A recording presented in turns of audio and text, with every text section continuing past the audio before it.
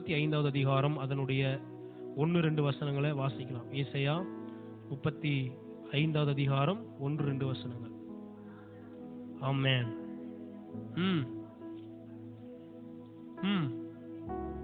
ஆமென். வேதம் சொல்லுது பாருங்க, வனாந்தரமும் வறண்ட நிலமும் மகிழ்ந்து கடுவெளி கழித்து புஷ்பத்தை போல செழிக்கும், அது மிகுதியாய் செழித்து பூரித்து ஆனந்த களிப்புடன் பாடும். லீபனோனின் மகிமையும் கர்மேல் சாரோன் என்பவைகளின் அலங்காரமும் அதற்கு அளிக்கப்படும். அவர்கள் கர்த்தருடைய மகிமையையும் நமது தேவனுடைய மகத்துவத்தையும் காண்பார்கள். ஹல்லேலூயா, ஹல்லேலூயா. அற்புதமான ஒரு வாக்குத்தத்தம் இது. ஏசாயா 35வது அதிகாரம் 1-2 டெய்லி நம்ம என்ன செய்யணும்? சொன்ன பாத்தீங்களா, டெய்லி மாத்திரை மருந்து எடுக்கிறாங்களா, அந்த மாதிரி நம்ம எதை எடுக்கணும்? டெய்லி வார்த்தையாகிய மாத்திரை நம்ம என்ன செய்யணும்? எடுக்கணும். இதான் ஊட்டச்சத்து சொல்றாங்களே. என்னது இந்த சத்து மாத்திரை சாப்பிடுறாங்கன்னு சொல்றாங்கல்ல, டெய்லி எது சத்துன்னு சொல்றேன் பாருங்க. கர்த்தருடைய வாக்குத்தத்தங்கள் தான் உங்களுக்கும் எனக்கும் சத்து மாத்திரை மாதிரி. காலை எந்திரிச்ச உடனே, ஆண்டவரே வனாந்தரம் வறண்ட நிலமும் மகிழ்ந்து கடுவெளி கழித்து புஷ்பத்தை போல செழிக்கும். ஹல்லேலூயா. என்ன அர்த்தம்? ஆண்டவரே என் வனாந்தர வாழ்க்கை செழிக்கும். இல்ல சொல்லுங்க, என் வனாந்தர வாழ்க்கை செழிக்கும். ஆமென். பாலைவனம் எப்படி மாறப்போகுதான்? சோலைவனமாய் மாறப்போகுது. பக்கத்துல பாருங்க, பாலைவனமான வாழ்க்கை சோலைவனமாய் மாறுகிற ஒரு காலம் இது. சோலைவனமா இருக்கிறது பாலைவனமா மாறுற காலம் இல்ல இது. என்ன காலம் இது? இந்த வருஷமே ஆண்டவர் நமக்கு இதான் வாக்குத்தத்தமா சொல்றாரு. பாலைவனம் சோலைவனமாய் மாறுகிற காலம். ஹல்லேலூயா. வனாந்தரம் செழிக்கிற ஒரு காலம். ஹல்லேலூயா. எப்படி செழிக்குதான்? மிகுதியாய் செழித்து பூரித்து ஆனந்த களிப்புடன் பாடும். எல்லாம் சொல்லுங்க, என் வாழ்க்கை செழிக்கிற ஒரு காலம். ஹல்லேலூயா, ஹல்லேலூயா. இது கர்த்தர் நமக்காக வைத்திருக்கிற ஒரு அற்புதத்தின் காலம். எத்தனை பேர் நீங்க விசுவாசிக்கிறீங்க? ஹல்லேலூயா. வனாந்தரம் போல இருக்கிற அனுபவங்கள் செழிப்பாய் கர்த்தர் என்ன செய்ய போறார்? இந்த வருஷத்துல கர்த்தர் மாற்ற போறார். ஹல்லேலூயா, ஆமென். வனாந்தரம் போல இருக்கிற நம்முடைய ஆவிக்குரிய ஜீவிதம் கூட சொல்றேன். என்னுடைய ஜெப வாழ்க்கை ஒரு வனாந்தரம் மாதிரி இருக்கு. என்னுடைய ஆவிக்குரிய வாழ்க்கை ஒரு வனாந்தரம் மாதிரி இருக்கு. கர்த்தர் சொல்லுகிறாரு, வனாந்தரம் என்ன செய்ய போதான்? செழிக்கும்னு ஆண்டவர் சொல்ற. எத்தனை பேர் இந்த வாக்குத்தத்தத்தை நம்புறீங்க? ஹல்லேலூயா. கர்த்தர் அதை செய்ய வள. ஏற்கனவே நான் சொல்லியிருக்கிறேன், நீதிமான் பனையை போல செழிப்பான்னு வேதம் சொல்லுது. இப்ப நான் யாருடைய வாழ்க்கை செழிச்சு, யாருடைய வாழ்க்கை செழிக்க போகுதுன்னா, நீதிமானுடைய வாழ்க்கை, நீதிமானுடைய வனாந்தரம் இந்த வருஷம் செழிக்கும்ன்றேன் நானு. நம்புறீங்களா?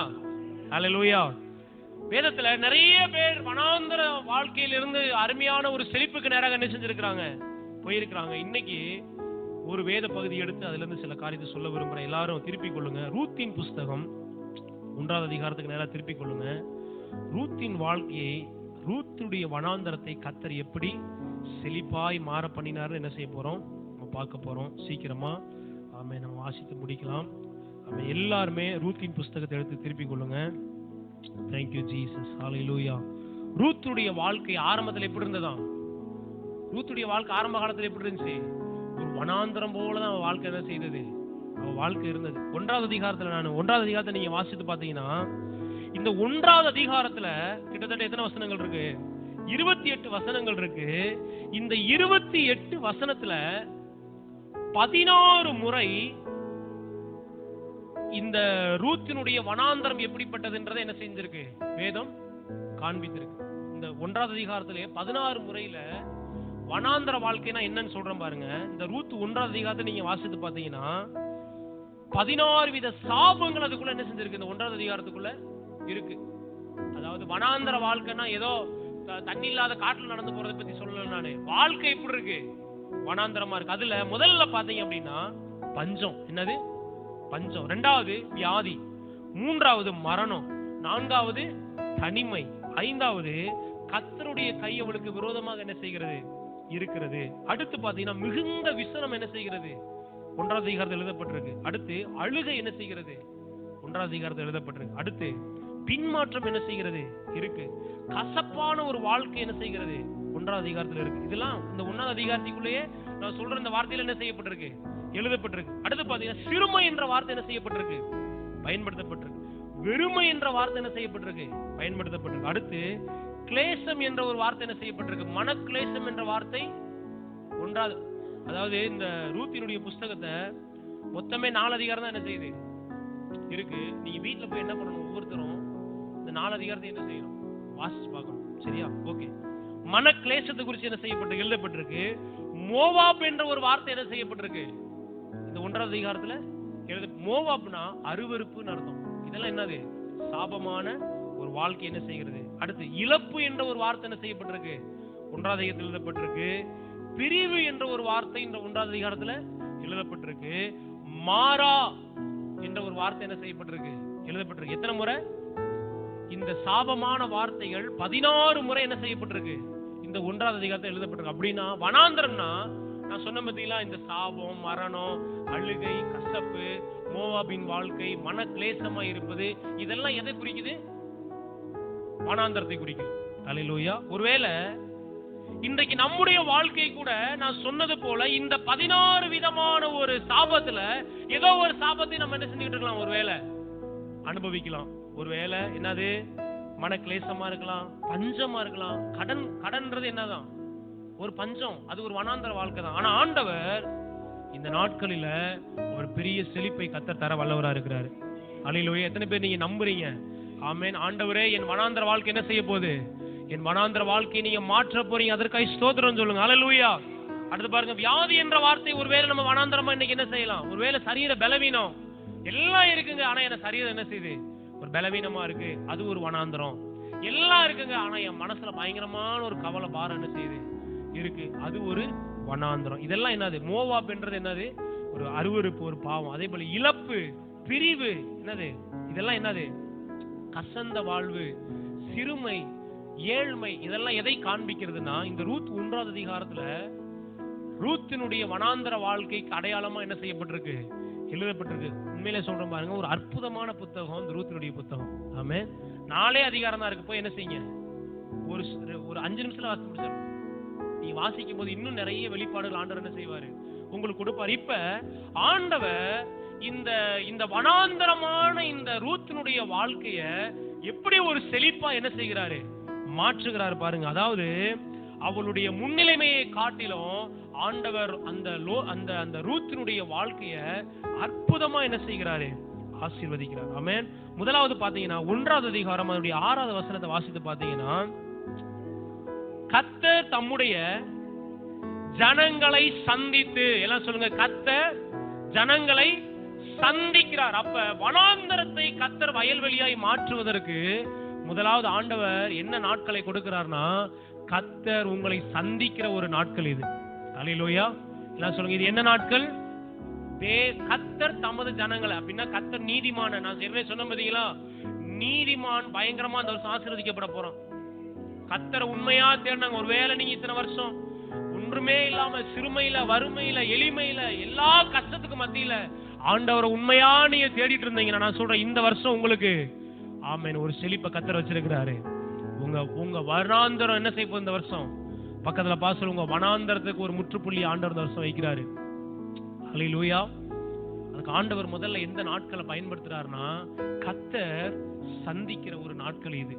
ஆமென். அதாவது என்ன நாட்கள்னா, இது கர்த்தர் என்னுடைய வனாந்தரத்தை வயல்வெளியாய் மாற்றுகிற ஒரு நாட்கள் இது.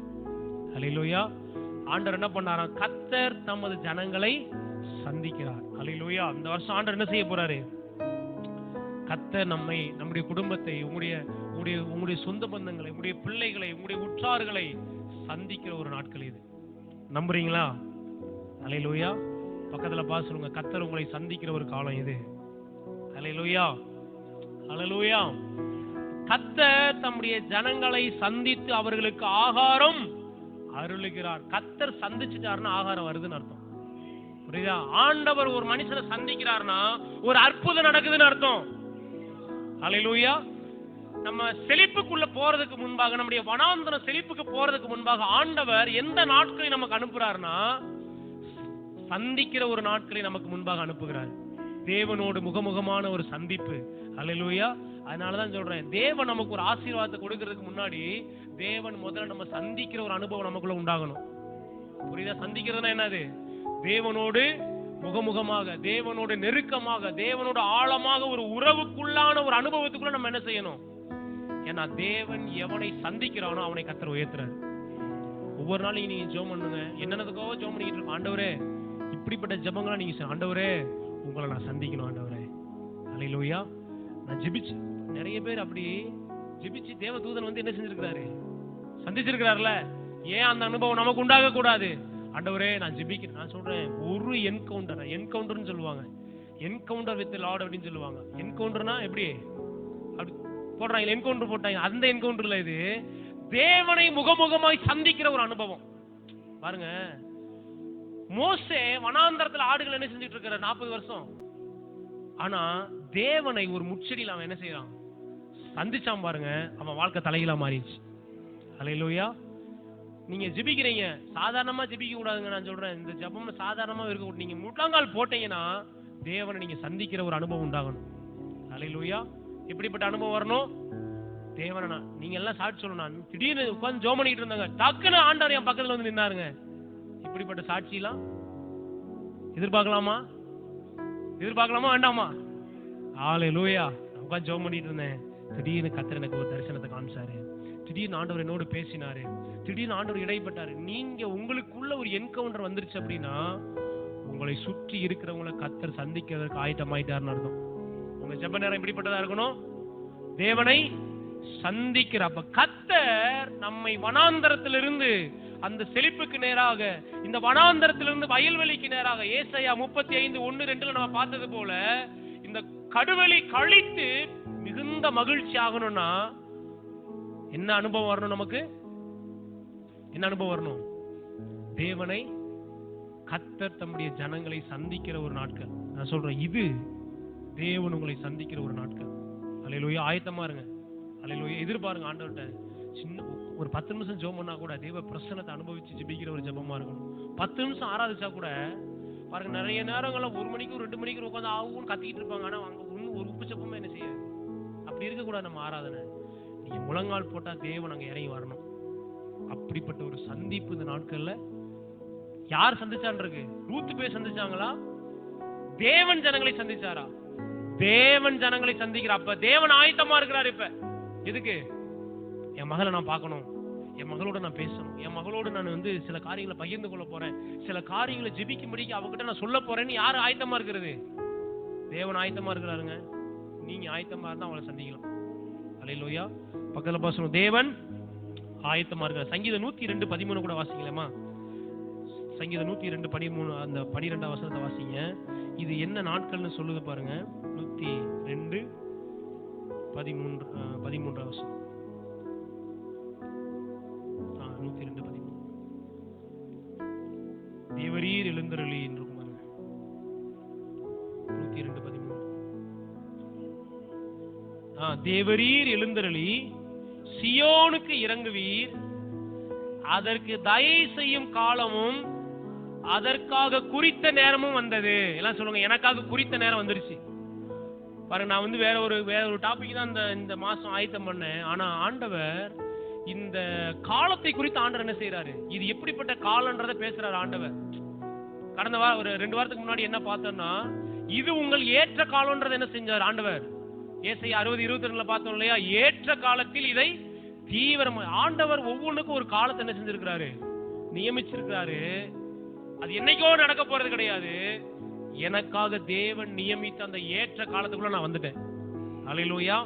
அல்லேலூயா.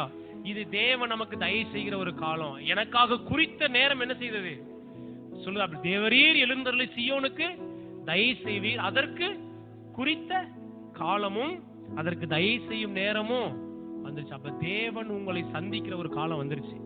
அல்லேலூயா. தேவன் உங்க பிள்ளைகளை சந்திக்கிற ஒரு காலம், தேவன் உங்க குடும்பத்தாரை சந்திக்கிற ஒரு காலம், தேவன் உங்க சூழ்நிலையை சந்திக்கிற ஒரு காலம் இது. அல்லேலூயா. உங்க வனாந்தரங்களை ஆண்டவர் செழிப்பாய் மாற்ற ஒரு சந்திப்பை கர்த்தர் இந்த வருஷம் என்ன செய்கிறாரு? நீங்க ஜெபம் பண்ணிட்டு இருப்பீங்க, எங்கேயோ இருக்கிற உங்க சொந்த பந்தங்களை கர்த்தர் சந்திப்பார். அல்லேலூயா. விசுவாசிக்கிறீங்களா? நீங்க ஆண்டவர் சமூகத்துல காத்து இருந்துட்டு இருப்பீங்க, ஆனா ஆண்டவர் சமூகத்திலேயே இல்லாத ஒரு ஆளை கர்த்தர் எங்கேயோ போய் தேடி என்ன செய்வாரு? சந்திக்கிற ஒரு காலம். அல்லேலூயா. 2வது ஒரு காரியத்தை பாருங்க. ரூத் 2வது அதிகாரம் 13ஆம் வசனம் பாருங்க. முதலாவது இது தேவன் நம்மை சந்திக்கிற நாட்கள். வாசிங்கம்மா. அதற்கு அவள் இரண்டாவது கர்த்தர் தம்முடைய தயவை உங்களுக்காக கட்டளையிடுகிற ஒரு நாட்கள். ஹல்லேலூயா சொல்லுங்க. எத்தனை பேர் இந்த வார்த்தையை நம்புறீங்க? ஹல்லேலூயா. இதுவரைக்கும் பாத்தீங்கன்னா இந்த ரூத்துடைய வாழ்க்கையில யாருமே அவளுக்கு ஒரு தயவே என்ன செய்யல, தயவே காண்பிக்கல. அவளை ஒரு அற்பமா, அவளை ஒரு மோசமானவளாக தான் என்ன செய்யறாங்க, அவளை எண்ணிக்கொண்டே இருக்கிறாங்க. அவ வேண்டாதவளாக, இன்னும் சொல்ல போனா அவளை ஒரு சபிக்கப்பட்டவளாக தான் இந்த உலகம் என்ன செஞ்சுக்கிட்டு இருந்தது, பார்த்துக்கிட்டே இருந்தது. ஆனா ஆண்டவர் அவளுக்கு ஒரு தயையின் காலத்தை கட்டளையிட்டார். ஹல்லேலூயா. உங்க வனாந்தரம் வயல்வெளி ஆகிறதுக்கு முன்பாக தேவன் உங்களை சந்திக்கிற இரண்டாவது காலம் என்ன காலம்னா, அவர் தமது தயவை உங்களுக்கு அளவில்லாமல் கொடுக்கிற ஒரு காலம். ஹல்லேலூயா, ஹல்லேலூயா. ரூத்துக்கு பாருங்க, அந்த தயவின் காலம் வந்ததுக்கு அப்புறம் யாரெல்லாம் அவ சந்திக்கிறாங்களோ அவங்க எல்லார்கிட்டையும் அவளுக்கு ஒரு தயவை கர்த்தர் கொண்டு கட்டளையிடுகிறார். ஹல்லேலூயா. நெகேமியாவுடைய வாழ்க்கையை பார்த்தீங்கன்னா, நெகேமியாவுக்கு கர்த்தருடைய கண்கள் என்ன கிடைத்ததுதான், தயை கிடைத்ததுன்னு எழுதப்பட்டிருக்கு. எஸ்ராவுடைய வாழ்க்கையை பார்த்தீங்கன்னா, எஸ்ராவுக்கு கர்த்தருடைய கண்கள் என்ன செய்தது, தயை கிடைச்சதுனால அவன் என்னெல்லாம் ராஜாட்ட கேட்டானோ அதெல்லாம் ராஜா என்ன செய்யறாரு, கர்த்தர் கட்டளையிடுகிறார். ஹல்லேலூயா. பாருங்க, இந்த தயவின் காலம், இந்த தயவின் நாட்கள் வெளிப்படும் போது நீங்க ஏதாவது ஒண்ணு செய்ய பிரயாசப்படுவீங்க, அதற்கு அநேக தயை உங்களை பாராட்டி என்ன செய்வாங்க, அந்த காரியத்தை கைகூடி வர பண்ணுவாங்க. ஹல்லேலூயா. பக்கத்துல சொல்லுங்க, இது கர்த்தர் உங்களுக்கு தருகிற தயவின் நாட்கள். ஹல்லேலூயா. அதனாலதான் தயவா சொல்றாரு, ஜெபம் பண்ணுமா. அதனாலதான் தயவா என்ன செய்யறாரு, அவர் மோசமானவருங்க, டப்புன்னு ஒரு போட்டுருவாரு. இல்லாட்டி எப்படி ஜெபிக்கவே மாட்டான், ஒரு போட்டாதான் என்ன செய்வாங்க. இடையில ஒரு அம்மா போய் பார்த்த பாருங்க, ஜெபம் பண்றதே இல்லைங்க, ஆண்டவர் வாயிலே என்ன செஞ்சாரு, போனவரும் சொன்னேன்ல, வாயிலே என்ன செஞ்சாரு. இப்ப ஜெபத்தை பாத்தீங்கன்னா பறக்குது அனல். பாத்தீங்களா, ஆண்டவரு ஜெபம் பண்ணணும்னு நினைச்சு வச்சுட்டாருன்னு வச்சுக்கோங்க, அவரு எங்கேயாவது ஒரு தட்டை தட்டி என்ன செஞ்சாரு. ஆனா அதுக்கு முன்னாடி ஆண்டவர் என்ன சொல்றாருன்னா, நான் உனக்கு தயவு உண்டு பண்ணுவேன். ஹல்லேலூயா. இது நம்முடைய தயவின் நாட்களுங்க. கர்த்தர் எவ்வளவு தயவா இருக்கிறாரு பாருங்க. பழைய ஏற்பாட்டுல நீங்க வாசித்து பாத்தீங்கன்னா, இது நம்ம ஆண்டவர் ஆராதிக்கிற ஆண்டவர் தானான்னு பல நேரம் என்ன செய்யும் உங்களுக்கு. நீங்க வேதத்தை வேகமா நீங்க படிக்கும் போது இந்த வேதாகம சரித்திரங்களும் சுருக்கமா உங்க மைண்ட்ல என்ன செய்யும். நீங்க பைபிள 10 வருஷத்துக்கு ஒரு தடவை படிச்சீங்கன்னா எங்கேயோ நடந்த சம்பவம் மாதிரி இது என்ன செய்யும் தெரியும். ஆனா பைபிள சுருக்கமா நீங்க அப்படியே சீக்கிரமா வேகமா வாசிக்கும் போது ஒவ்வொரு சம்பவங்களும் அப்பப்ப நடந்த மாதிரி என்ன செய்யும் உங்களுக்கு உங்க மைண்ட்ல. அது ஒரு ஆசீர்வாதம். என்னன்னா, நீ ஒரு தடவை இப்ப நான் அந்த ஒரு மாசத்துக்குள்ள பைபிள் வாசித்து முடிக்கிறேன் பாருங்க, இந்த பைபிளோட இன்ஸ்டன்ட் எல்லாமே, இங்க நடந்த இந்த சம்பவங்கள் எல்லாமே இதுக்கப்புறம் டக்கு நடந்த மாதிரி தான் உங்களுக்கு என்ன செய்யும் மைண்ட்ல உண்டாகும். இப்ப ஆண்டவருடைய பழைய ஏற்பாட்டுல அவருடைய கிரியெல்லாம் நீங்க பாத்தீங்கன்னா, இடையில நான் ஒரு வேத பகுதியை தியானிச்சுக்கிட்டு இருந்த ஒரு கேள்வி கேட்டாரு, ஆண்டவர் எங்க பிள்ளைகளை அடிக்கலான் இருக்காரு சொல்லுங்க அப்படின்னு என்ன செஞ்சாரு. ஒரு கேள்வி டக்குன்னு என்ன செஞ்சாரு கேட்டாரு. அப்ப நான் உட்காந்து அதை பத்தி தியானிச்சுக்கிட்டு இருக்கும்போது, ஒரு பிள்ளை மதுபான பிரியனா கீழ்ப்படியாம இருக்கிறான்னு வச்சுக்கோங்களேன். பழைய ஏற்பாட்டுல இருக்கிற இதை கவனிக்குமா, பழைய ஏற்பாட்டுல இருக்கிற ஒரு சம்பவத்தை சொல்றேன் பாருங்க. ஒரு பையன் கீழ்ப்படியாம இருக்கிறான்னா அப்பாவும் அம்மாவும் மூப்பர்களுக்கு முன்னாடி என்ன செய்யணுமா, கொண்டு வந்து நிப்பாட்டி இவன் கீழ்ப்படிய மாட்டானோன்னு ஊரெல்லாம் சேர்த்து கல்லறிஞ்சு அவன் என்ன செய்யணுமா. இப்பெல்லாம் இருந்தா நீ யோசிச்சு பாருங்க, யாரோ உயிரோடு இருக்க முடியுமா? எந்த வீட்லயாவது பிள்ளை இன்னைக்கு இருக்குமா? இருக்குது. அப்பா அம்மாவும் இருக்க மாட்டாங்க, பிள்ளைகளும் இருக்க மாட்டாங்க. புரியுதா? அந்த அளவுக்கு கர்த்தர் எப்படி இருந்தாரு, ரொம்ப ஸ்ட்ரிக்டா இருந்திருக்காரு. ஆனா இப்ப அவர் தம்முடைய தயவை என்ன செய்கிறாரு, தயவை காண்பிக்கிறார். ஹல்லேலூயா. பக்கத்துல பாசனம், இது தேவன் உங்களுக்கு தயவு கொடுக்கிற நாட்கள். ஹல்லேலூயா. தயவை உண்டு பண்ணுகிற நாட்கள் இது. ஆமென். இந்த நாட்கள்ல கர்த்தர் நம்ம மேல என்ன பண்றாரு, தயவா இருக்கிறார். ஆண்டவர் சமூகத்துல ஜெபிக்கல, ஆண்டவரே என்ன மன்னிச்சிருங்கன்னு போகும்போது என்ன பண்றாரு, போன் ஒரு ரத்தத்துனா என்ன ஆகும் யோசிச்சு பாருங்க. அவ்வளவுதான், முடிஞ்சு பறந்துரும் நம்ம. ஆனா ஆண்டவர் என்ன பண்றாரு, பரவாயில்ல மகனே, அவனை தட்டி கொடுக்குறேன், அவன் பலவீனத்தை அறிஞ்சிருக்கிறேன், நீ போய் ஜெபம் பண்ணு அப்படின்றார். ஒரு ஸ்திரீ பாவத்துல கையும் மெய்யுமா என்ன செஞ்சுட்டாங்க, விபச்சாரத்துல பிடிச்சு கொண்டு வந்து ஆண்டவர் சமூகத்துல என்ன செஞ்சிருக்காங்க, நிப்பாட்டிருக்காங்க. ஆண்டு சொல்றாங்க, இப்படிப்பட்டவங்களை கல்லெறிஞ்சு கொள்ளணும்னு என்ன சொல்லுது வசனம் சொல்லுது. ஆனோடனே எல்லாம் கல்லை வச்சுட்டு என்ன செய்யறாங்க, எல்லாம் இருக்கிறாங்க. அப்ப எல்லாரும் கல் எடுத்துருக்கு, சிறியோர் பெரியோர் எல்லாரும் கல் எடுத்திருக்காங்க. சின்ன பையன்ல இருந்து யாரெல்லாம் எடுத்திருக்காங்க, எல்லாம் எடுத்திருக்காங்க. உடனே ஆண்டவர் சொல்றாரு, உங்கள பாவம் இல்லாதவன் முதல்ல கல்லெறிங்கன்னு. யார் எரிஞ்சிருக்கும் நீங்க சொல்லுங்க. அவன் மேல எரிஞ்சிருந்தா கல்லை யார் எரிஞ்சிருக்கலாம், தகுதி உள்ள ஆள் யாரு? இயேசுதான் தகுதி உள்ள ஆள். அவர்கிட்ட பாவமே இல்லை, அவர்தான் எரிஞ்சிருக்கணும். ஆமாவா இல்லையா? ஆனா ஆண்டவர் சொல்றாரு, உங்கள பாவம் இல்லாதவன் முதல்ல எரிங்கன்னு ஒண்ணு. பெரியோர் முதல் சிறியோர் வரைக்கும், அங்க இருந்து சின்ன பையனுக்கு கூட ஒரு குற்ற உணர்வு வந்துருச்சு. நம்ம எது என்னது பாவிதாண்டான்னு என்ன செய்யறான்? எல்லாத்தையும் கல்ல. அப்ப ஆண்டவர் சொல்றாரு, உன் மேல் ஆக்கினை தீர்ப்பு செய்தவர்கள் எங்கே? அப்படின்னு யாருமே இல்ல ஆண்டவர். அப்ப ஆண்டவர் சொன்ன, நானும் உன்னை குற்றவாளியா தீர்க்கிறது இல்ல, போ, இனி என்ன செய்யாத. தேவன் தயவை நமக்கு எதுக்கு தர்றாருன்னா, இன்னும் அந்த அதுலயே உட்கார்ந்து உறங்கிட்டு இருக்கிறதா கிடையாது. புரியுதா? தேவன் உங்களை ஏன் தட்டி எழுப்புறாருன்னா, உங்களை ஒரு தடவை பரவாயில்ல மகனை விடு ஏன் தட்டுறாருன்னா, நீ போ, இனி பாவம் செய்யன்றதுக்காக கிடையாது. போ, இனி பாவம் செய்யாதன்றதுதான் தயவு. நிறைய பேர் தயவை தவறா புரிஞ்சுக்கிறாங்க. எதுக்கு? ஆண்டவர் மன்னிச்சுட்டாருங்க, இன்னும் கொஞ்சம் 1 மணி நேரம் கூட உறங்கிக்கலாம். எப்படி? ஆண்டவர் மன்னிச்சுட்டாருங்க, இன்னும் 2 நாள் ஜெபம் பண்ணாட்டி கூட பரவாயில்ல அப்படின்னு நினைக்கிறேன். இல்ல இல்ல, தேவன் ஏன் தயவு தர்றாருன்னா, இந்த தயவை நீ நினைச்சு பார்த்த அப்படின்னா, ஐயோ ஒருத்தன் கல் எறிஞ்சிருந்தா கூட என் மண்டை 2ஆ போயிருக்கும். அன்னைக்கு போயிருக்குமா போயிருக்காதா? அந்த அந்த பெண்ணு மேல கல்ல எறிஞ்சிருந்தா என்ன ஆகுறது? அப்ப மண்டை எப்படி போயிருக்கும்? செதறி சின்னமானமா போயிருக்கும். ஆனா ஆண்டவர் எனக்கு ஒரு புதிய வாழ்க்கையை தந்திருக்கிறாரு, நான் அவருக்கு எவ்வளவு நன்றி உள்ளவனா இருக்கணும். அல்லேலூயா. ஏன் கர்த்தர் தயவை உண்டு பண்ணார்? ஐயோ நேத்தைக்கு படுத்தவன் இன்னைக்கு எந்திக்கலையாங்க, எனக்கு ஆண்டவர் ஜீவனை கொடுத்திருக்கிறாரே, நான் அவருக்கு நன்றி சொல்ல வேண்டாமா? அல்லேலூயா, அல்லேலூயா. எத்தனை பேர் பகலை கண்டவங்க இரவை காணாம இருக்கிறாங்களே, இருக்காங்களா இல்லையா? இருக்காங்க. எனக்கு ஆண்டவர் ஜீவனை கொடுத்திருக்கிறாரு, நான் கர்த்தருக்கு ஒரு 10 நிமிஷமாவது நன்றி சொல்ல வேண்டாமா? கர்த்தர் எனக்கு செய்த நன்மைக்கு எத்தனையோ பேர் எங்கெங்கயோ கிடக்காங்களே, ஏதோ எங்கேயோ பாவ சேற்றுல. இன்னைக்கு உலகத்துல ஜனங்களை பாருங்க, எங்கெங்க போய். இன்னைக்கு ஆராதனை நாள், ஞாயிற்றுக்கிழமை. இன்னைக்கு ஜனங்க எவ்வளவு கண்ணீரோடு வேதனையோடு எங்கெங்க சுத்திட்டு இருக்காங்க நமக்கு தெரியுமா? ஆனா உயிரோட வந்து உட்கார்ந்து கர்த்தருடைய வார்த்தையை காது கேக்குதே, ஆண்டவர் நம்ம நன்றி சொல்ல வேணாமா? கொஞ்சம் யோசிச்சு பாருங்க. இந்த நேரம் நீங்க மருத்துவமனையில இருந்தா எந்த நிலைமையில நீங்க உட்கார்ந்து இருந்திருப்பீங்க? இந்த நேரம் ஒரு செத்த வீட்டுல இருந்தா என்ன செஞ்சுட்டு இருந்திருப்பீங்க? இந்த நேரம் ஒரு காயம் வேதனை இருந்தா எப்படி இருந்திருப்போம் நம்ம? ஆனா ஆண்டவர் ஜீவனோட கொண்டு வந்து நம்மள உட்கார வச்சிருக்காருல்ல, இது நம்முடைய தயவின் காலங்க. அதனாலதான் ஆண்டவர் இதெல்லாம் நமக்கு செய்யறாரு. அந்த தயவை நம்ம ஒரு நாள் என்ன செஞ்சிடக்கூடாது, இழந்து போயிடவே கூடாது. ஆமே. நம்ம வனாந்தரம் செழிக்கணும்னா இந்த தயவின் நாட்களை நம்ம பிரயோஜனப்படுத்தணும் ஆண்டவருக்காக. அல்லேலூயா. வேதம் சொல்லுது பாருங்க, அடிக்கடி கடிந்து கொள்ளப்பட்டும் தன் பிடரியை கடினப்படுத்துகிறவன் சகாயம் இன்றி. அப்படின்னா தேவன் என்ன செய்யறாரு? அடிக்கடி முதல்ல என்ன செய்யறாரு? அடிக்கடி சொல்லுவாரு, பேசுவாரு, மகனே வேண்டாம் மகனே, விட்டுரு மகனே, இதை செய்யாத, அங்க போகாத, இதை பண்ணாதன்னு என்ன செய்வாரு? அடிக்கடி கடிந்து கொள்ளப்பட்டோம். அப்ப முதல்ல தயவா சொல்லுவாரு, அப்புறம் கடிஞ்சு என்ன செய்வாரு? சில நேரம் ஸ்ட்ரிக்ட் ஆண்டவர் சொல்லுவாரு, நோ இது செய்யாதன்னுவாரு, கடிந்து சொல்லுவாரு, இங்க போகாதன்னுவாரு. ஆனா நம்ம என்ன பண்றோம்? கடிந்து கொள்ளப்பட்டு தன் பிடரிய அப்படி நெஞ்சு தூக்கிறது. எனக்கு இருக்கிற பலத்துக்கு அதெல்லாம் நடக்கும் அப்படின்னு என்ன செய்வோம்? நம்ம எனக்கு இருக்க காசுக்கு அப்படின்னு நெஞ்சு என்ன செய்வாங்க? பிடரி என்ன பண்ணுவாங்க? கடினப்படுத்தின உடனே சகாயமின்றி ஆண்டவர் எதை எடுக்கிறாரு? அந்த தயவை எடுத்துருவாருங்க, அந்த சகாயத்தை எடுத்துருவாரு. அதுக்கப்புறம் எத்தனை முறை ஆண்டவர்கிட்ட நம்ம போகணும்னு பிரயாசப்பட்டாலும் நமக்கு போகவே முடியாது. ஆண்டவர் நம்மளை தட்டி அணைச்சு கொண்டு போகும்போதே நம்ம ஆண்டவர் சமூகத்துல போய் என்ன செய்யணுமா? ஆண்டவர்கிட்ட பாதத்துல விழுந்துட்டோம்னா நமக்கு அந்த வாய்ப்புகள் இல்லாம போயிடாது. ஆனா அந்த சகாயத்தை ஆண்டவர் எடுத்துட்டாருன்னு வச்சுக்கோங்க. சகாயம்னா புரியுதா? அந்த வேலையை ஆண்டவர் எடுத்துட்டாருன்னா அதுக்கப்புறம் நம்ம ஆண்டவர்கிட்ட போகணும்னு நினைச்சா கூட நம்மளால போகிறதுக்கு சான்ஸ் கிடையாது. அல்லேலூயா. அதனால எப்பயுமே இந்த பின்வாங்கி போனவங்களை பார்த்து சொல்லுவேன், தேவன் உங்க மேல தயவா இருக்கும் போதே நீங்க திரும்பி என்ன செய்யுங்க? ஆண்டவர் சமூகத்துல நீங்க வாங்க. அதுக்கப்புறம் ஒரு நாள் வருங்க, திரும்பி போகணும்னு நினைச்சா கூட அந்த பக்கம் போகவே முடியாது. அல்லேலூயா. வாலிப பிள்ளைகளுக்காக தான் சொல்லுவேன், நீ நல்லா வாலிபனா இருக்கும் போதே கர்த்தருக்காக எழும்பி பிரகாசிச்சு. ஒரு காலம் வரும் நீ போகணும்னு நினைச்சா கூட என்ன செய்ய முடியாது.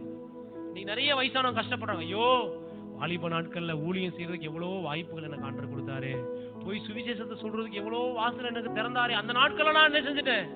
விட்டுட்டேன். இப்ப போகணும்னு நினைக்கிறேன், ஆனா என்னால எந்திக்க கூட முடியலையே. அல்லேலூயா. தயவின் நாட்கள் நம்ம பயன்படுத்தணும். எல்லாம் சொல்லுவோம், இது என் வனாந்தரத்தை செழிப்பாக்குவதற்கு கர்த்தர் கொடுக்கிற என்ன காலம்? தயவின் காலம். இது தயவுடைய காலம். இந்த நாட்கள் நான் என்ன செய்யணும்? பயன்படுத்தணும். அடுத்த ஒரு வசனத்தை வாசிங்க, 2வது அதிகாரம் 12வது வசனத்தை வாசிங்க. அதுல 2:12, உன் செய்கைக்கு தக்க பலனை கர்த்தர் உனக்கு கட்டளையிடுவாராக. அல்லேலூயா. இது கர்த்தர் நமக்கு நல்ல பலனை கொடுக்கிற ஒரு காலம். என்ன காலம்? என்ன நாட்கள் இது? நம்ம செய்கைக்கு தக்க பலனை கர்த்தர் கொடுக்கிற ஒரு காலம். அல்லேலூயா. நல்லா கவனிங்க. இதுக்கு ஆராதிக்கும் போது தம்பி சொன்ன விதைப்பும் மறுப்பும் பூமி உள்ள நாள் அளவு இருக்கு. விதைப்பு மறுப்பு என்ன செய்கிறது? இந்த வாரம் கூட நாங்கள் குடும்பமாக ஒரு சில காரியங்களை பேசிட்டு இருக்கும்போது கூட நான் ஒரு வேத பகுதியை வாசிக்கிட்டு இருந்த ஒரு ஊழியக்காரருடைய புத்தகத்தை நான் அப்படியே வாசிக்கிட்டு இருக்கும்போது அவர் சொல்றாரு, விதைப்பு அறுப்புன்றது நிறைய நேரங்களில் ஜனங்கள் என்ன நினைக்கிறாங்கன்னா, ஏதாவது பணத்தை கொடுக்குறோம் பணத்தை அறுக்கிறோம் அப்படின்னு என்ன செய்யறாங்க. இல்ல இல்ல, நீங்க வாயை திறந்து எதையெல்லாம் பேசுகிறீர்களோ, நீங்கள் எதை என்னென்ன கிரியைகளாம் செய்கிறீர்களோ அதையெல்லாம் இன்றைக்கு நீங்கள் விதைக்கிறீர்கள். எதை விதைக்கிறீங்க?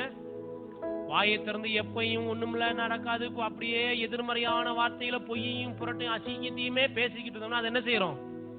சிலருக்கு எப்ப வாயை திறந்தாலும் ஒரே சாவாதான் என்ன செய்யும், வாயில என்னதான் வரும். அப்ப அதை எதை விதைக்கிறாங்க? மரணம் என்றதை விதைக்கிறாங்க. இப்ப ரொம்ப தவறு. நம்ம அவனவனுடைய செய்கைக்கு தக்க பலனை தான் கர்த்தர் கொடுக்கிறார். இங்க வேதம் தெளிவாய் சொல்லுது பாத்தீங்களா, உன் செய்கைக்கு தக்க பலன். அப்படின்னா இந்த வனாந்தர வாழ்க்கை, இந்த வனாந்தரத்துல ஆண்டவர் நீங்க என்ன செஞ்சுக்கிட்டு இருந்தீங்கன்றதை என்ன செய்யறாரு? உங்க செய்கையில கர்த்தர் பாக்குறாரு. ஒண்ணுமே இல்லாத சூழ்நிலை பட்னியா இருக்கும் போது ஓடி ஓடி ஆண்டவருக்காக உழைச்ச நாட்களை கர்த்தர் எழுதி வச்சிருக்கிறாங்க. அல்லேலூயா. ஒண்ணுமே இல்லாத போது ஆண்டவருக்காக கொடுத்து தாங்கினது ஆண்டவர் என்ன செய்யறாரு? எழுதி வச்சிருக்காரு. மக, அதான் இந்த சாரிபாத் விதையை பத்தி பாத்தீங்களா, அவகிட்ட இருக்கிறத அவளும் அவன் மகனும் சாப்பிட்டு என்ன பண்ண போறாங்க? சாகிறதுக்கு தான் இருக்கு. ஆனா அந்த வறுமையிலையும் கூட அந்த ஊழியக்காரனுக்கு ஒரு பங்கு எடுத்து என்ன செய்யறாங்க?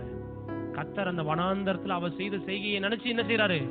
அது அவளுடைய விதை, அது அவளுடைய செய்கைக்கு தக்க பலனை கர்த்தர் என்ன பண்றாரு? அவ என்ன நினைச்சு திருப்பி கொடுப்பாருன்னு நினைச்சு கொடுத்தாலோ அவ்வளவுதான் முடிஞ்சு. சரி, நம்ம தான் சாக போறோம், போகும்போதே ஒரு ஊழியக்காரனுக்கு ஒரு நல்லா செஞ்சு விட்டு போவோம் நினைச்சு என்ன செஞ்சாலோ செஞ்சாலும் தெரியாது. ஆனா அவளும் அவளுடைய குடும்பமும் அநேக நாள் ஆசீர்வாதமா இருக்க கர்த்தர் உதவி செய்தார். அல்லேலூயா. உங்களுடைய செய்கைக்கு தக்க பலன் வருகிறது. ஆமென். நீ ஆண்டவர் சமூகத்துல உங்களுக்கு அதான் வெளிப்படுத்தல வேதம் சொல்லுது, உனக்கு கொஞ்சம் பலன் இருந்தோம், நீ கர்த்தரை உண்மையாய் தேடினபடியா ஆமென் திறந்த வாசலை உனக்கு முன்பாக வைத்திருக்கிறேன் ஆண்டவர் சொல்றார். அல்லேலூயா. கொஞ்சம் பலன் இருக்கு, எந்திக்கவே முடியல, கொஞ்சம் பலன் இருக்கு. ஏசப்பா உமக்கு நன்றி ஏசப்பா. அழிந்து போகிற இந்த ஜனங்களுக்காக நான் ஜெபிக்கிறேன் ஆண்டவரே, குடும்பத்துக்காக ஜெபிக்கிறேன் ஆண்டவரே, இந்த சமுதாயத்துக்காக ஜெபிக்கிறேன்னு கொஞ்சம் பலன் இருக்கும் போது ஒரு விதை என்ன செஞ்சிருக்கிறது? விதைச்சிருந்தோம்னா ஆண்டவர் எப்படி என்ன பண்ணுவாராம்? செய்கைக்கு தக்க பலனை கொடுக்கிற ஒரு நாட்கள் இது. அல்லேலூயா. அதனாலதான் இந்த வனாந்தரத்துல ஆண்டவர் வாய்ப்புகளை கொடுக்கும்போது ஜனங்க என்ன செஞ்சிருவாங்க? அப்படியே சுகமா உட்காந்துருவாங்க. அறுவடை நாட்கள் வந்து உட்காந்து ஆண் வாயை பார்த்துட்டு இருப்பாங்க. இப்படி வனாந்தரத்துல என்ன பண்ணணும்? அந்த வனாந்தர வாழ்க்கையில, இந்த வனாந்தரம் இல்ல இந்த பாலைவன வாழ்க்கையில கர்த்தர் நமக்காக நிறைய வாய்ப்புகள் என்ன செஞ்சிருக்கிறாரு? ஒரு அந்த விதைப்பு மறுப்பையும் குறிச்சு ஒரு புஸ்தகத்தை நான் வாசிக்கிட்டு இருந்தேன். ஒரு அம்மா போய் ஆண்டவர்கிட்ட போய் ஜெபம் பண்ணாங்களாம். ஆண்டவரே, அந்த ஊழியக்காரர் எழுதுறாரு, ஆண்டவரே எத்தனையோ ஒரு நான் உங்கள்கிட்ட கண்ணீரோடு ஜெபிக்கிறேன் ஆண்டவரே, என்ன ஆசீர்வதிக்க ஒரு வாய்ப்பு எனக்கு என்ன செய்யுங்க தாங்க ஆண்டவரேன்னு கேட்கிறேன் ஆண்டவரே. எனக்கு ஒரு வாய்ப்பையும் நீங்க என்ன செய்யல தரலையா ஆண்டவரே. ஆண்டவர் மண்டையில் ஒரு தட்டு என்ன செஞ்சாராம்? தட்டிட்டு ஒவ்வொரு வாரமும் ஞாயிற்றுக்கிழமை நான் உனக்கு ஒரு வாய்ப்பு என்ன செய்யறேன்? உனக்கு ஒரு ஞாயிற்றுக்கிழமை என்ன கொடுக்குறேன்? என்னத்துக்கு வாய்ப்பு கொடுக்குறேன்? உன் வாழ்க்கையை எப்படியாவது ஆசீர்வதிச்சு உன்னுடைய பொருளாதார நிலைமையை கொஞ்சம் மேல தூக்கிடணும். உன்னுடைய இந்த வனாந்தர வாழ்க்கையில இருந்து ஒரு செழிப்புக்கு நேரம் உன்னை கொண்டு போயிடணும். உன்னுடைய இந்த பண கஷ்டம், இந்த கடன் பிரச்சனையில இருந்து உன்னை மாட்டி தூக்கி அங்க கொண்டு போய் வச்சிடணும் சொல்லி ஒரு வாய்ப்பு என்ன செஞ்சுக்கிட்டு இருக்க? ஒவ்வொரு வாரமும் அந்த மனுஷன் உட்கார்ந்து கத்திக்கிட்டு இருப்பாரு. அவரு அந்த பாஸ்டர் சொல்றாங்க, அவங்க அந்த புத்தகத்தை எழுதும் போது ஒவ்வொரு வாரமும் அந்த ஊழியக்காரர் என்ன செய்யறாரு? உங்கள் வாழ்க்கை ஆசீர்வதிக்கப்பட கர்த்தர் உங்களுக்கு ஒரு வாய்ப்பை கொடுக்கிறார். இந்த வனாந்தர நாட்களா இருந்தாலும் பரவாயில்ல, நீங்க தாராளமாய் விதைங்கன்னு ஒரு வாய்ப்பு உனக்கு என்ன செஞ்சாரு? அதை விட்டுட்டு இங்க வந்து ஆண்டவரே வாசலை திறங்கன்னா நான் இந்த வாசலை திறக்க முடியும்? உனக்கான வாசலாம் என்ன செஞ்சாச்சு? ஏற்கனவே தெரிஞ்சாலும் அடைச்சு போயாச்சு போகண்டு அப்படின்னு என்ன செஞ்சாரு? ஆண்டவர் தட்டி விட்டாராம். அப்ப தேவன் நம்முடைய செய்கைக்கு தக்க பலனை கொடுக்கிற ஒரு நாட்கள் இது. அப்ப இந்த ஒருவேளை இந்த வனாந்தரம் இன்னும் ஒரு செழிப்புக்குள்ள போகாம இருக்கலாம். ஆனா இது என்னது? இது உங்களுக்கான வாய்ப்பின் நாட்கள். பணத்தை பத்தி நான் பேசல. ஊழியம் செய்ய உங்களுக்கு திராணி இருக்கும்போது நீங்க ஊழியத்தை செய்யணும். சுவிசேஷம் அறிவிக்க உங்களுக்கு திராணி இருக்கும்போது நீங்க ஆண்டவருடைய அன்பை மற்றவங்களுக்கு சொல்லணும். உங்களுக்கு ஜெபிக்க பலன் இருக்கும்போது நீங்க எழும்பி ஜெபிக்க ஆரம்பிக்கணும். உங்களுக்கு நல்ல ஆரோக்கியம் இருக்கும்போது கர்த்தருக்காக நீங்க ஓடி உழைக்க ஆரம்பிக்கணும். இது என்ன நாட்கள்? உங்கள் செய்கைக்கு தக்க பலனை கர்த்தர் கொடுக்கிற ஒரு நாட்கள். இந்த செய்கையை செய்யாம எப்படி பலன் அறுவடைக்க முடியும்? அவர் நிகழ்ச்சி தான் ஆண்ட மோகன் சொன்னார்ல, என்ன சொன்னாரு? ஒரு அம்மா ஜெபம் பண்ணி கதை நாடகம் சொன்னல கதை என்ன சொன்னாரு? என்னென்ன பைத்தியக்காரன் நினைச்சியா? புரியுதா? ஆண்டவர் வந்து என்ன பைத்தியக்காரன் நம்ம நினைச்சுக்கிட்டு இருக்கோம். ஆண்டவர் கொடுத்துருவாரியா, ஆண்டவர் எப்படியா? இல்ல ஆண்டவர் அவனவன் செய்த செய்கைக்கு தக்க பலனை தான் கர்த்தர் கொடுக்கிறார். பக்கத்துல பாச நீங்க என்ன செஞ்சிருக்கிறீங்களோ பக்கத்துல அவங்க முகத்தை பார்த்து சொல்லுங்க. ஐஸ்வர்யமான முகத்தை பார்த்து சொல்றேன் நானு. பக்கத்துல பார்த்து சொல்லுங்க, நீங்க என்ன செஞ்சிருக்கீங்களோ அதுக்கு தக்க பலன் தான் வரும். அல்லேலூயா. ஆண்டவர் வாய்ப்புகளை நம்ம கொடுக்கிறார். தயவை எப்படி காண்பிக்கிறார்? அதே போல நிறைய வனாந்தரத்திலிருந்து செழிப்புக்குள்ள, வனாந்தரத்திலிருந்து வயல்வெளிக்கு போறதுக்கான வாய்ப்புகளை கர்த்தர் நமக்கு அடிக்கடி கொடுத்துக்கிட்டே இருக்கிறாரு. நம்ம தான் என்ன செய்யணும்? அந்த செய்கை என்ன செய்யணும்? நம்ம விதைக்கணும். நிலத்தை ஆண்டவர் கொடுத்துருக்கிறாருன்னா ஒண்ணுமே நம்ம விதைக்காம விட்டுட்டு தாங்கன்னா எப்படி வருவாங்க? நம்ம என்ன செய்ய ஆரம்பிக்கணும்? விதைக்க ஆரம்பிக்கணும். ஆண்டவருக்காக விதைக்க ஆரம்பிக்கணும். ஆண்டவருக்காக ஊழியம் செய்ய ஆரம்பிக்கணும். ஆண்டவருக்காக பிரயாசப்பட ஆரம்பிக்கணும். அப்ப நிச்சயமா நல்ல ஒரு பலன் நமக்கு என்ன செய்கிறது இருக்கிறது. 2வது அதிகாரம் 12வது வசனத்தை வாசிங்கம்மா. 2:12 வாசிங்க. உன் செய்கைக்கு தக்க பலனை கர்த்தர் கட்டளையிடுவாராக. இஸ்ரவேலின் தேவனாகிய கர்த்தருடைய செட்டைகளின் கீழ் அடைக்கலமாய் வந்த உனக்கு அவராலே நிறைவான பலன் கிடைப்பதாக. அல்லேலூயா.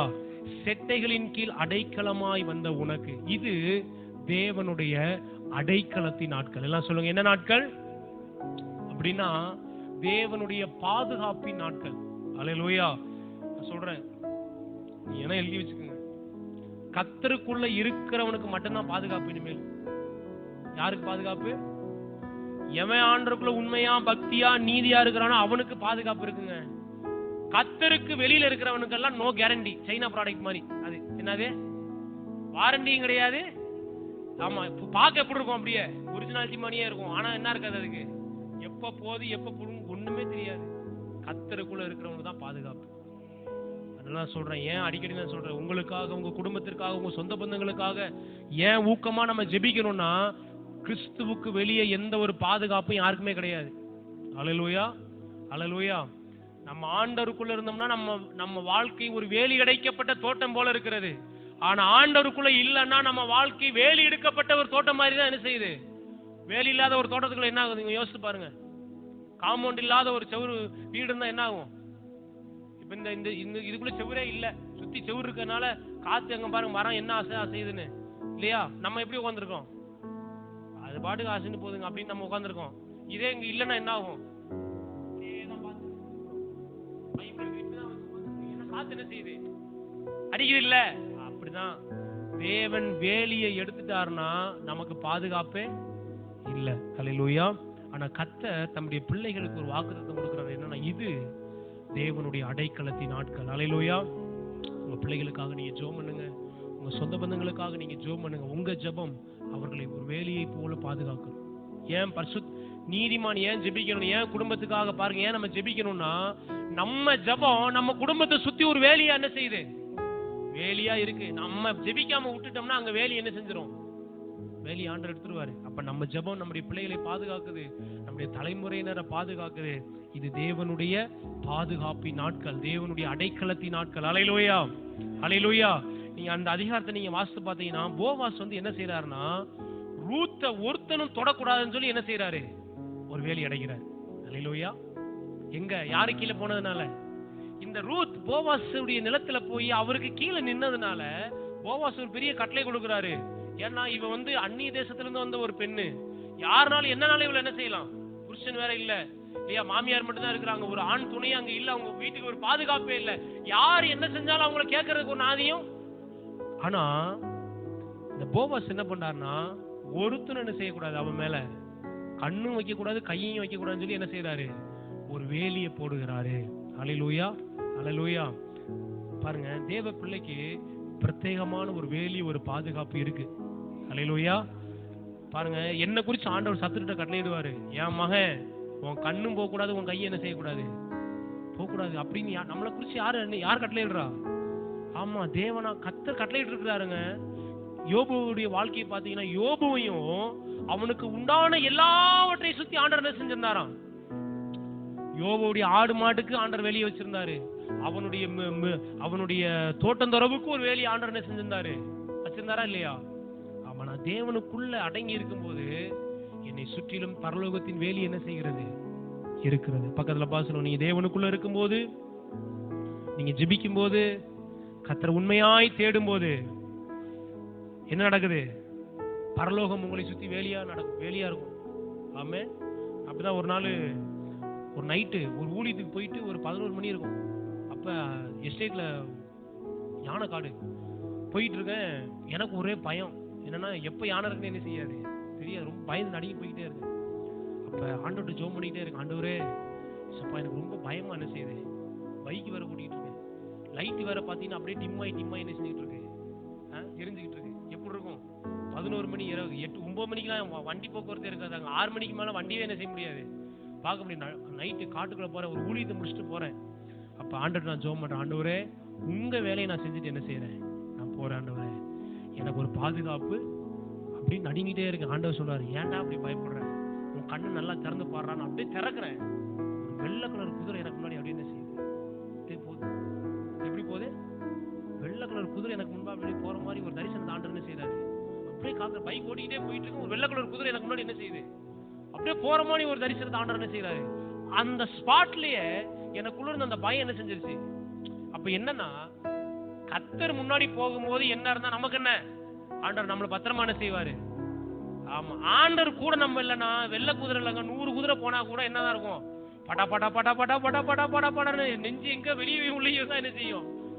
கர்த்தருக்குள்ள இருந்தா அவனுக்கு பாதுகாப்பு. ஹல்லேலூயா.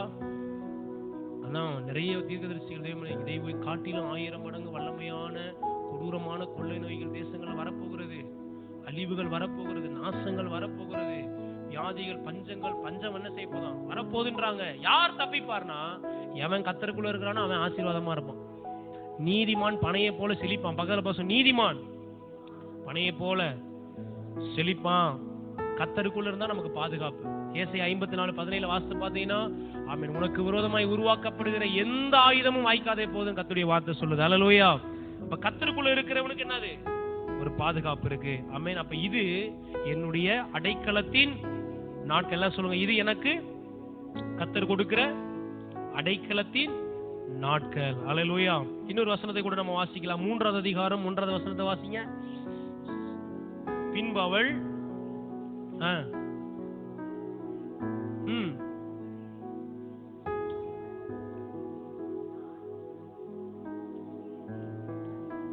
ஆமென். இது நம்முடைய சுக வாழ்வின் நாட்கள். ஹல்லேலூயா. எல்லாம் சொல்லுங்க, என்ன நாட்கள்? நம்ம சுகமாய் வாழ்ந்திருக்கிற ஒரு நாட்கள். ஹல்லேலூயா. ஒருவேளை உலகத்தானுக்கு அழிவு, நாசம், கடன் பிரச்சனை என்ன நாள் வரலாம். ஆனா கர்த்தர் உண்மையா தேடுறவனுக்கு ஒரு சுக வாழ்வை கர்த்தர் இந்த நாட்கள்ல வைத்திருக்கிறார். ஹல்லேலூயா. அவங்க மாமியார் சொல்றாங்க பாருங்க, பெரிய ஆச்சரியங்க. மாமியார் இருந்தவெல்லாம் வார்த்தையெல்லாம் சொல்லுவாங்களா? இன்னைக்கு இருக்கிற மாமியார், ஏமா நீ இன்னும் உயிரோட இருக்கிற அப்படின்னு தான் என்ன செய்வாங்க. அதான் ஒண்ணுமே இல்லையிலமா, பேசாம என்ன செஞ்சிருமா, கடவுள் மேல பார்த்த போட்டு எங்கேயாவது போயிருமா அப்படின்லாம் இன்னைக்கு உள்ள மாமியார் என்ன செய்யும். உனக்கும் பாரமா எனக்கும் பாரமா எதுக்குமா அப்படின்னு என்ன செய்யும் அந்த மாமியார் சொல்லும். இந்த மாமியார் சொல்லுது பாருங்க, மகளே நீ சுகமாய் வாழ்ந்திருக்க, உனக்கு ஒரு ஆசீர்வாதத்தை தேடாம இருப்பேமா மகளே. ஹல்லேலூயா. யாரை நம்பி வந்திருக்கிறாங்க அவங்க? யாரை நம்பி வந்திருக்கிறாங்க? அந்த மாமியாரை நம்பி அவங்க வார்த்தை கீழ்ப்படிஞ்சு என்ன செஞ்சாங்க, வந்தாங்க. அவங்க பாருங்க கரெக்டா என்ன செய்யறாங்க, கரெக்டா அவங்கள நல்ல ஒரு மாமியாரா இருந்திருக்கிறாங்க பாருங்க. ஹல்லேலூயா. அப்ப இது தேவன் தருகிற சுக வாழ்வின் நாட்கள். ஹல்லேலூயா. நம்ம வனாந்தரத்துல இருந்து ஆண்டவர் வயல்வெளிக்கு கொண்டு போறதுக்கு முன்பாக நமக்கு ஒரு சுக வாழ்வை கர்த்தர் என்ன செஞ்சிருக்கிறாரு, கர்த்தர் வைத்திருக்கிறார். ஹல்லேலூயா. ஹல்லேலூயா. சுருக்கமா இந்த இந்த ரூத்துடைய வாழ்க்கை வனாந்தரத்திலிருந்து இப்படி வயல்வெளியாக அல்லது இந்த பாலைவனமா இருந்த இந்த ரூத்துடைய வாழ்க்கை ஒரு சோலைவனமா மாறுறதுக்கு ரூத்துடைய வாழ்க்கையில இருந்து ஒரு 3 காரியத்தை மட்டும் என்ன செய்ய போறோம், பார்க்க போறோம். வாசிங்களா, ரூத் 1வது அதிகாரம் அதனுடைய 6-7 வசனத்தை வாசிங்க. 1வது அதிகாரம். நீங்க தயவு செய்து போய் அருளினார் என்று அவள் மோவாப் தேசத்திலே கேள்விப்பட்டு தன் மருமக்களோட கூட மோவாப் தேசத்திலிருந்து திரும்பி வரும்படி எழுந்து தான் இருந்த ஸ்தலத்தை விட்டு புறப்பட்டால் யூதா தேசத்திற்கு திரும்பி போக. முதல்ல கவனிங்க, முதல் ஆசீர்வாதம், முதல்ல ரூத்துடைய வாழ்க்கையில காணப்பட்ட ஒரு குணம் என்னன்னா, மோவாப் தேசத்திலிருந்து அவங்க என்ன செய்யறாங்க? புறப்படுகிறாங்க. எல்லாம் சொல்லுங்க, மோவாப்ல இருந்து. மோவாப்னா என்ன அர்த்தம் சொன்னேன்? அருவருப்புன்னு சொன்னேன். மோவாப்னா பாவம். மோவாப்னா தேவனுக்கு பிரியமில்லாத ஒரு வாழ்க்கை. நம்ம வனாந்தரத்திலிருந்து அந்த வயல்வெளிக்குள்ள போகணும்னா, இந்த இந்த சாபத்திலிருந்து இந்த ஆசீர்வாதத்துக்குள்ள போகணும்னா, இந்த பாலைவனத்திலிருந்து அந்த சோலைவனத்துக்குள்ள போகணும்னா, முதல்ல நம்ம என்ன பண்ணணும்னா, மோவாபை விட்டு எங்க வரணும்? எருசலேமுக்கு வரணும். அல்லேலூயா. பெத்லகேமுக்கு வரணும். மோவாப்னா என்னது? அருவருப்பு. பெத்லகேம்னா அப்பத்தின் வீடுன்னு அர்த்தம். அல்லேலூயா. எங்க வரணும்? பக்கத்துல பார்த்து சொல்லுங்க, எதை விடணும்? மோவாபை விடணும். அப்பதான் எங்க வர முடியும்? பெத்லகேமுக்கு வர. மோவாபை பிடிச்சு தொங்கிட்டே இருந்தா என்ன ஆகுறது? இத்தனை வருஷம் வாழ்ந்த இடங்க, இத்தனை வருஷம் வளர்ந்த இடங்க, இத்தனை வருஷம் நாங்க பார்த்த பாரம்பரியங்கன்னா என்ன செஞ்சுட்டு இருக்க வேண்டியதான் அந்த மோவாப்லயே. ஏன்னா இந்த மோவாப்ல இருக்கும் போதுதான் நான் மேல சொன்ன இந்த 16 சாபங்களும் அவங்க வாழ்க்கையில என்ன செஞ்சது? வந்தது. ஆனா மோவாபை அவர்கள் விட்டார்கள். ஒரு பெரிய செழிப்புக்கு நேரம் அவங்க வாக்கு என்ன செய்தது? கடந்து போனது. பக்கத்துல பார்த்து சொல்லுங்க, மோவாபை என்னைக்கு விடுறீங்களோ அன்னைக்குதான் என்ன நடக்கும்? வனாந்தர செழிப்பா மாறும். அல்லேலூயா. எது உங்களுக்கு மோவாபு? பக்கத்துல பார்த்து சொல்லுங்க, எது உங்களுக்கு மோவாபுன்னு உங்களுக்கு தெரியும். என்னது? யாருக்கு தெரியும்? ஆமா, எது மோவாப்னா என்ன அர்த்தம்? அருவருப்பை விடணும். தேவனுக்கு பிரியமில்லாத காரியத்தை விடணும். விடணும் வேண்டியது என்ன செய்யணும்? அப்படிதான் பைபிள் சொல்லுது. நான் சொல்லல, பைபிள் சொல்லுது பாருங்க. தன் 2 மருமக்களோடு கூட தான் இருந்த ஸ்தலத்தை விட்டு புறப்பட்டார். எதை விட்டு புறப்படணும்? வனாந்தரம் வயல்வெளியா மாறணும்னா இருக்கிற இடத்தை என்ன செய்யணும்? முதல்ல எதை விடணும்? அருவருப்பை விடணும். அப்பதான் என்ன செய்ய முடியும்? அதை ஒரு கையில இது ஒரு கையில நீ சேர்த்து என்ன செஞ்சுட்டு இருக்க கூடாது. இதையும் விட முடியாதுங்க, அதையும் விட முடியாதுங்கன்னா என்ன செய்ய வேண்டியதான்? அங்கேயே உட்காந்து அந்த சாப வாழ்க்கையிலேயே அந்த வனாந்தரத்திலேயே சாகர வரைக்கும் எங்கதான்? விட வேண்டியதை விட்டு என்ன செய்யணும்? புறப்படணும். பக்கத்துல விட வேண்டியதை விடணும். ஆபிரகாமை குறிச்சு சொன்ன பாத்தீங்களா? ஆபிரகாம் என்ன செய்தாரு? எதை விட்டாரு? பெரிய ஜாதிகளுக்கு தகப்பன் ஆவறதுக்கு முன்னாடி ஆண்டவர் என்ன செய்ய சொல்றாரு? நீ உன் இனத்தையும் உன் தகப்பன் வீட்டையும் விட்டு புறப்படு. அவன் உட்கார்ந்து விக்கிரகாராதனை பண்ணிட்டு இருக்கான். அவன் கூட உட்கார்ந்து நீ உட்கார்ந்து இருந்தா என்ன செய்ய வேண்டியதான்? நீயும் அது கூட உட்கார்ந்து இருக்க வேண்டியது. ஆபிரகாமே, நீ அதை விட்டு என்ன செய்ய? விட்டு புறப்பட வேண்டியதை விட வேண்டியதை விடணுங்க. தேவனுக்கு பிரியமில்லாத காரியத்தை என்ன செய்யணும்? அதான் மோவாப். பக்கத்துல பார்த்து சொல்லுங்க, உங்க வாழ்க்கையில் இருக்கிற மோவாப் என்னன்னு கண்டுபிடிங்க. என்னென்ன மோவாப்லாம் என்ன என் வாழ்க்கையில தேவனுக்கு பிரியமில்லாத ஏதாவது காரியம் இருக்கா? தேவன் வெறுக்கிற காரியம் ஏதாவது இருக்கா? தேவனை வேதப்படுத்துற காரியம் ஏதாவது இருக்கான்னு சொல்லி அதை விட்டு என்ன செய்யணும்? புறப்பட்டு எங்க வரணும்? பெத்லகேமுக்கு வரணும். பெத்லகேம்னா என்னது? அப்பத்தின் வீடு. எல்லாம் சொல்லுங்க, என்னது? அப்பத்தின் வீட்டுக்கு வரணும். 2வது ரூத்து, அதனுடைய 1வது அதிகாரம் 15-16 வசனத்தை வாசிக்குமா? அதை மட்டும் சொல்லி முடிக்கலாம்.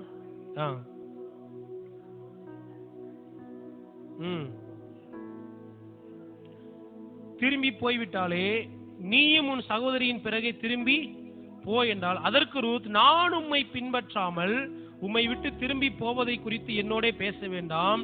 நீர் போகும் இடத்திற்கு நானும் வருவேன், நீர் தங்கும் இடத்தில் நானும் தங்குவேன். உம்முடைய ஜனம் என்னுடைய ஜனம், உம்முடைய தேவன் என்னுடைய தேவன். நீர் மரணம் அடையும் இடத்தில் நானும் மரணம் அடைந்து அங்கே அடக்கம் பண்ணப்படுவேன். மரணமே அல்லாமல் வேறொன்று உம்மை விட்டு என்னை பிரித்தால் கர்த்தர் அதற்கு சரியாகவும் அதற்கு அதிகமாகவும் எனக்கு செய்ய கடவுள் என்றால், அவள் தன்னோட கூட வர மன உறுதியா இருக்கிறதை கண்டு அப்புறம் அதை குறித்து அவளோட ஒன்றும் பேசாமல் அப்படியே இருவரும் பெத்லகேம் மட்டும் நடந்து போனாங்க. அல்லேலூயா. பாருங்க, 2வது ரூத்துடைய வாழ்க்கையில தேவன் ரூத்தை ஆசீர்வதிக்கிறதுக்கு ரூத்து கிட்ட காணப்பட்ட ஒரு குணம் என்னன்னா, உறுதியா இருக்கிறா. எதுல உறுதியா இருக்கிறா? அவ மாமியார் கூட போறது கூட என்ன செய்யறா? அவளும் பாருங்க ரொம்ப அருமையான ஒரு மருமகளா இருந்திருக்கா. இந்த காலத்துல யாராவது மாமியார் கூட போகணும்னா என்ன சொல்லுவாங்க? ஐயோ இது கூடயாங்க, என்னால முடியாதுன்னு என்ன செய்வாங்க. ஆனா அவ பாருங்க உறுதியா என்ன செஞ்சிருக்கிறா? பற்றி கொண்டு. எதுல உறுதியா இருக்கணும்? கர்த்தரை தேடுறதுல நம்ம உறுதியா இருக்கணுங்க. சும்மா ஏனோதானோ என்ன செய்யக்கூடாது, ஏனோதானோன்னு இருக்கக்கூடாது. சும்மா ஒப்புக்கு சப்பா என்ன செய்யக்கூடாது. கர்த்தரை தேடுனா, உறுதியா தேடுனா கர்த்தர் நிச்சயமா அவனை ஆசீர்வதிப்பாருங்க. நான் தான் சொல்றேன், கர்த்தரை உண்மையா தேடுற பிள்ளைங்க நீங்க எழுதி வச்சுக்கோங்க. இந்த வருஷம் கர்த்தரை யாரு உறுதியா உண்மையா தேடுறாங்களோ அவங்க வாழ்க்கையில படிப்படியாய் சில மாற்றங்களை நம்ம கண்களால பார்ப்போம். ஏன்னா இது அந்த காலம். அல்லேலூயா. ரூத்து உறுதியா என்ன செஞ்சிருந்தா? உறுதியாய் பற்றி கொண்டதுனால கர்த்தர் அவளை ஆசீர்வதிக்கிறார். அப்ப வனாந்தர வாழ்க்கை அவ ஆண்டவர் பாக்குறாரு, மாமியாரையே இவ்வளவு உறுதியா பிடிச்சவ கண்டிப்பா என்ன பிடிச்சானா எப்படி இருப்பா? அவ சொல்றா, உம்முடைய தேவன் என்னுடைய தேவன். அவ ஒரு புறஜாதி பெண்ணு. ஆனா அவளுக்கு இருக்கிற ஒரு வைராக்கியத்தை பாருங்க. இன்னைக்கு கிறிஸ்தவன் கூட அந்த வைராக்கியம் என்ன இல்ல, கிறிஸ்தவன் அந்த வைராக்கியம் இல்ல. ஆனா அவ ஒரு புறஜாதி பெண். அவ என்ன சொல்றா? உம்முடைய தேவன். நான் சொல்றேன், இன்னைக்கு தேவ ஜனங்களை காட்டிலும் புறஜாதிகள் கர்த்தருக்கு பயப்படுறாங்க. கர்த்தருக்கு பயப்படுறாங்க. இடையில ஒரு சம்பவம் சொல்றேன் பாருங்க. என்னங்க இன்னைக்கு ஞாயிற்றுக்கிழமை நீங்க இங்க வந்து யார் கேட்கறா? புறஜாதி கேட்கறாங்க. ஆனா நம்மால எங்க போய் உட்காந்துருக்காங்க? அங்க வேலைக்கு போய் களை எடுத்துக்கிட்டு இருப்பாங்க. போய் உட்காந்து புறஜாதி என்ன செய்யறான்? அவன் புறஜாதி பார்த்து கேட்கறான், என்னங்க இன்னைக்கு ஞாயிற்றுக்கிழமை நீங்க போய் இங்க வந்திருக்கீங்களே? யார் பயப்படுறான்? ஆண்டவருக்கு. புறஜாதி பயப்படுறான். தேவ ஜனங்களுக்கு என்ன இல்ல, பயமே இல்லாம போச்சு. தேவ ஜனங்களுக்கு கர்த்தரை குறித்த உணர்வு இல்லாம போச்சு. ஆனா அவ புறஜாதியா இருந்தும் கூட அவ என்ன சொல்றா?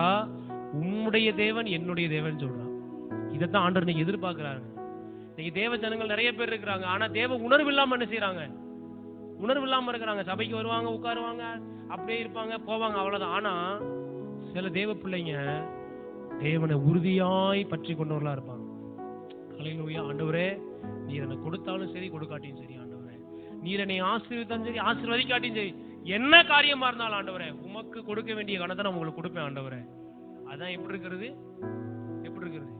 உறுதியா இருக்கிறது. ஆமென். யாருக்கு ஆசீர்வாதம்? அதான் நான் சொல்றேன், தேவன் ஒன்றும் பைத்தியக்காரன் கிடையாது இல்லையா? அவருக்கு தெரியும் யாருக்கு கொடுக்கணும்னு. அப்ப கர்த்தர் கரெக்டா என்ன செய்யறாரு? எவனுக்கு கொடுக்கணுமோ அவனுக்கு கொடுக்குறாரு. அப்ப தேவனுக்குள்ள நம்ம எப்படி இருக்கணுமா? எல்லாம் சொல்ல, கர்த்தருக்குள்ள கர்த்தரை தேடினா உறுதியா தேடணும், தேடக்கூடாது. நீங்க பிடிச்சீங்கன்னா உறுதியா என்ன செய்யணும்? பிடிக்கணும். ஆத்துல ஒரு கால சேத்துல ஒரு கால வச்சு என்ன செய்யக்கூடாது?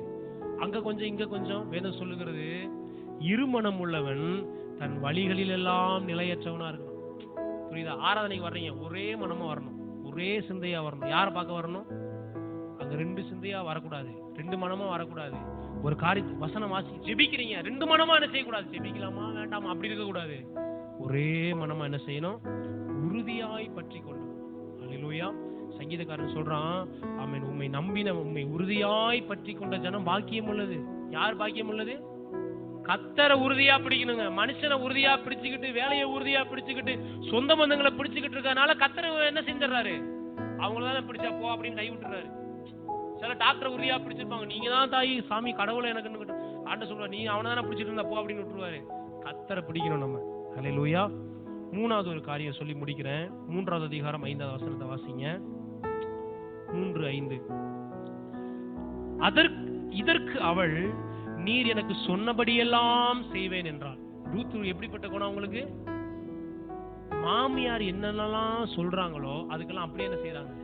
கீழ்ப்படிறாங்க. 3வது, தேவன் நம்ம வனாந்தரத்தை வயல்வெளியா மாற்றணும்னா தேவனுக்கு நம்ம கீழ்ப்படியணும். யாரு கீழ்ப்படியணும்? கர்த்தர் ஒரு காரியத்தை சொல்லிட்டாருன்னா அதுல உறுதியா நிக்கணும். நம்ம அதுக்கு கீழ்ப்படியணும். வேதத்தை நீங்க வாசித்து பாத்தீங்க, சவுல் ஆண்ட ராஜா வாக்குறாரு, சிறுமையில இருந்து உயர்த்துறாரு. ஆனா தேவனுடைய வார்த்தைக்கு அவன் என்ன செய்யல? கீழ்ப்படியாததுனால ரொம்ப நாள் அவன் ஆட்சி செய்ய சீக்கிரமா அவன் ராஜ்யம் என்ன செஞ்சிருச்சு? அவன் ராஜ்யம் போயிருச்சு. அப்படி இருக்க கூடாது. நம்ம கர்த்தர் ஒரு காரியம் சொல்றாரா, ஆண்டவரே நான் கீழ்ப்படிறேன், ஆண்டவரே ஆண்டவர் இது செய்யின்றாரா, உடனே நம்ம என்ன செய்யணும்? நம்ம கீழ்ப்படியணும். அல்லேலூயா. இடையில அப்படிதான் ஒரு ஊழியக்கார்ட்ட ஒரு மாமியாருக்கும் ஒரு மருமகளுக்கு சண்டை. 2 பேரும் சண்டை விலைக்கு விடுறதுக்கு யார்கிட்ட வந்திருக்காங்க? பாஸ்டர் வந்திருக்காங்க. அப்ப பாஸ்டர் இந்த வார்த்தையெல்லாம் சொல்லி என்ன செஞ்சிருக்காரு? ஏமா, நகோமி பாத்தீங்களாமா, நகோமி எப்படி ஒரு மாமியாரா என்ன செஞ்சிருக்காங்க? உடனே அந்த மருமக சொல்லியிருக்கு, இது நகோமியாங்க, இது நாயிங்க அப்படின்னு என்ன செஞ்சிருக்கு? யார் சொல்லியிருக்கா? மருமக சொல்லியிருக்கு. உடனே இந்த பாஸ்டர் சொல்லிருக்காரு, ஏமா அந்த ரூத்தை பாத்தியாமா, இந்த ரூத் எப்படி அது? உடனே மாமியார் சொல்லுங்க, ரூத்தாங்க இது பேய்ங்க இது அப்படின்னு என்ன செஞ்சிருக்காரு? என்னது?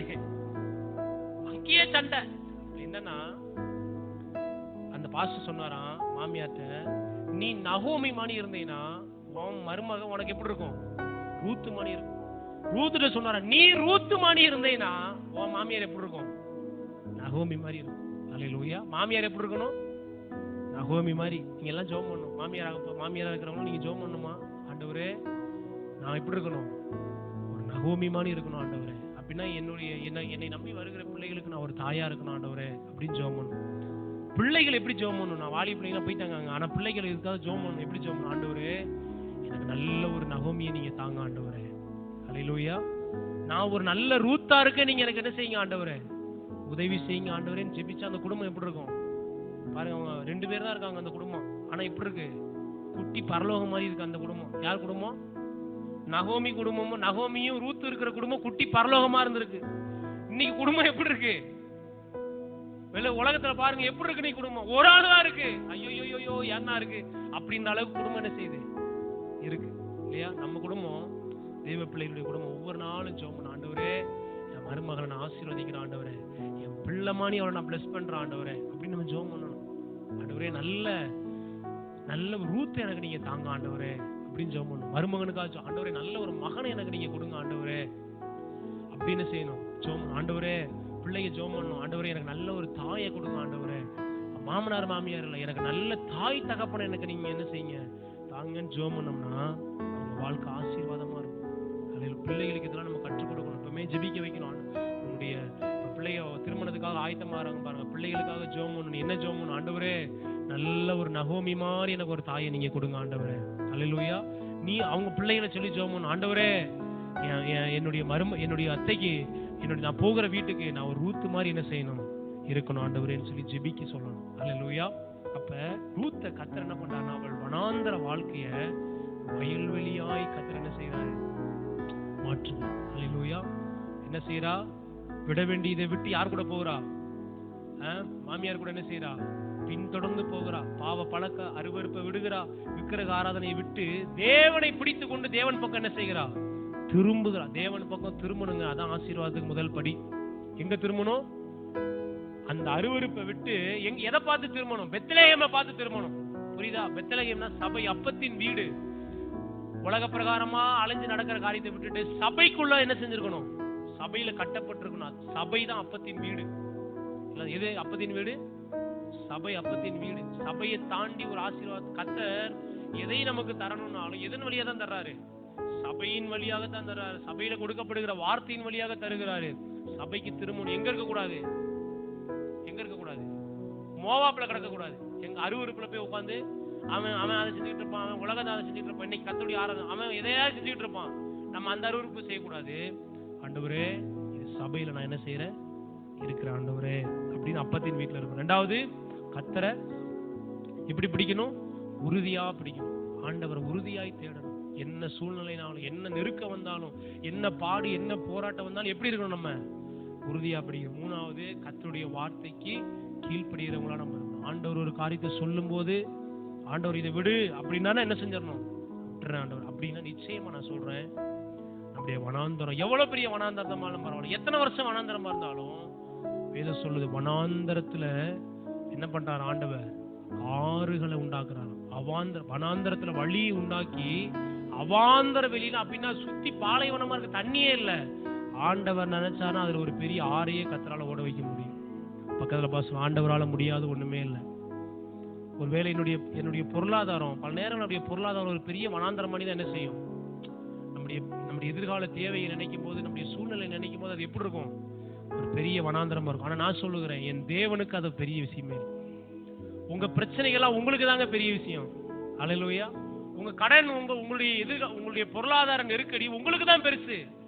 தேவனுக்கு அது ஒரு பெரிய விஷயமா? தேவனால் கூடாத காரியம் ஒன்றுமே. நம்மளை கர்த்தர் ஆயத்தப்படுத்துறாரு. பக்கத்துல பாசம் கர்த்தர் உங்களை ஆயத்தப்படுத்துறாரு. எதுக்கு ஆயத்தப்படுத்துறாரு? ஒரு வனாந்தர வாழ்க்கையிலிருந்து ஒரு வயல்வெளிக்கு நம்மளை கொண்டு போக கர்த்தர் ஆயத்தப்படுத்துறாரு. ஆமென்.